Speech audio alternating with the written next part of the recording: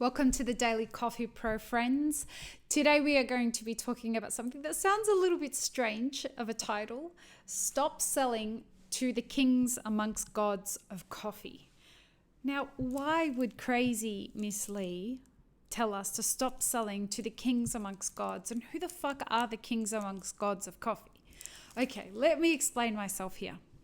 Every time I walk into a specialty coffee shop, what I see is people trying to present a coffee program for people who are like themselves or who people that they view are like themselves.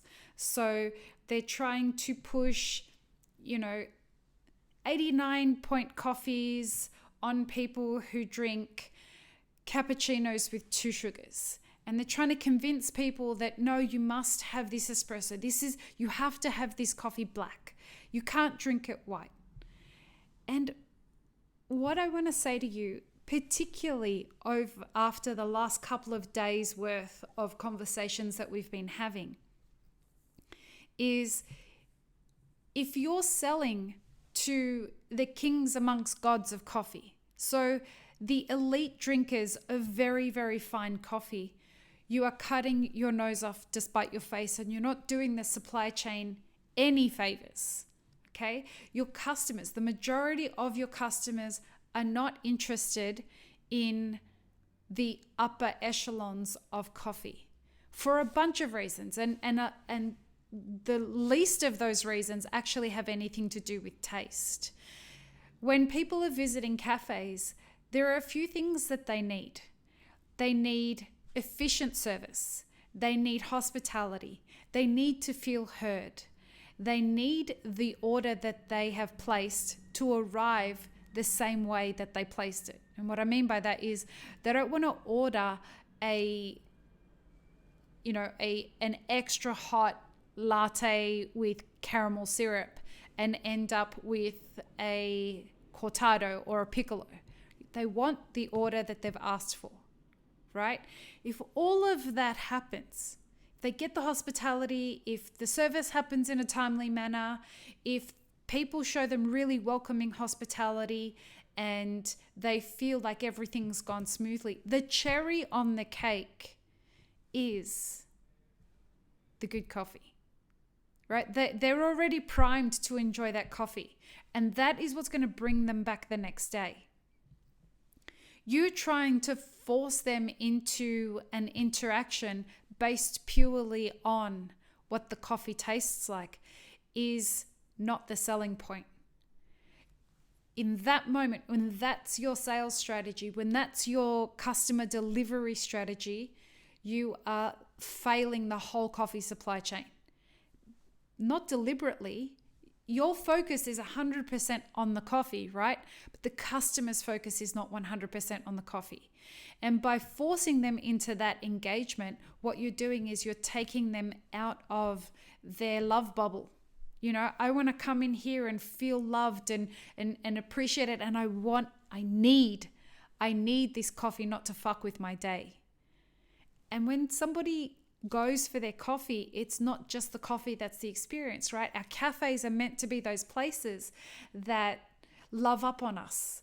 They're the places where we feel like we're coming into somebody's home and we're getting a coffee and then going off into our day and having a magical experience because the coffee I bought did not bitch back at me. That's what your job is. That's who you should be trying to sell to, the average everyday person. And when you're starting to realize that what you're doing is selling to that person, you can start thinking about, well, perhaps if instead of buying an 89 coffee, I'm going to buy an 84 or an 83 coffee. I'm still going to pay a fair price for it.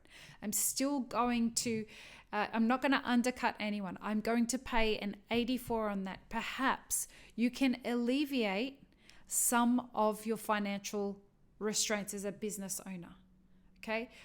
I promise you that the people who are buying your coffee have no idea, well, the majority of them anyway. The kings amongst gods may, and even then, I would question whether they can tell the difference between an 84 and an 89 if you didn't tell them.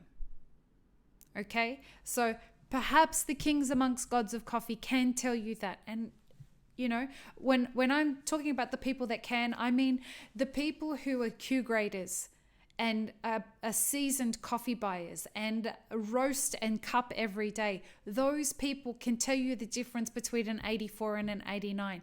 But your average coffee professional couldn't tell you the difference. So why are we assuming that that's the person who we need to be catering to as our customers?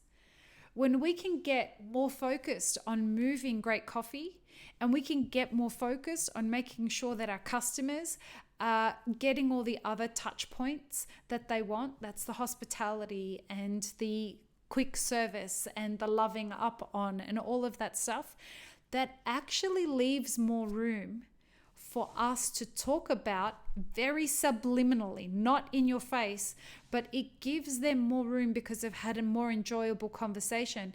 It gives us the opportunity to talk about this thing that we're going to start presenting to everybody next week. This is a new campaign that we're going to launch next week to help the whole industry make the farmer the face of coffee. I've had an idea, and I said to you guys yesterday on the podcast, you have homework.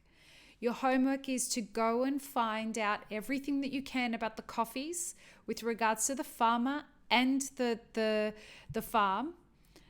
Find out everything you can about the coffees that you're serving. Get photos, find social media links, find web links, all of that, and prepare it for next week. I'm going to give you a little hint of what I'm alluding to, and I'm going to quickly show you what's coming up. If you're listening, if you're listening to this on Monday morning, you will not have seen that, obviously, but if you check our socials on Monday morning, you will see what I'm alluding to. We are going to be posting the campaign on Monday morning on @Elixir Specialty Coffee. We're leading by example in my other business, and we're going to be posting the campaign on at I Map It Forward and on my personal @Lisa Farr. So prepare yourself with content, and we're going to give you a hashtag that is going to start make it easier for us as a total industry to make the farmer front and center of what we're serving without you having to do very much talking at all. Okay? So have a think about what we've talked about today. Have a think about who your branding is targeted at. Have a think about what weight you are putting on the people. Sorry, let me say it this way. Where are you weighting your marketing efforts? Are you trying to tell people about these incredible 89 coffees and they don't really give any fucks about it anyway? Or are you putting the emphasis on the amazing hospitality that you have, and then telling people about just delivering a really great coffee experience? Think about that. If you're trying to improve business, if you're trying to improve the amount of traffic that you get through your cafe and to your social networks, it needs to be about the customer experience first and foremost, not about the coffee you want them to be drinking. That can become front and center only after they have felt their needs fulfilled. On that note, I want to wish you an amazing rest of your day, and peace, love, and peanut butter, friends.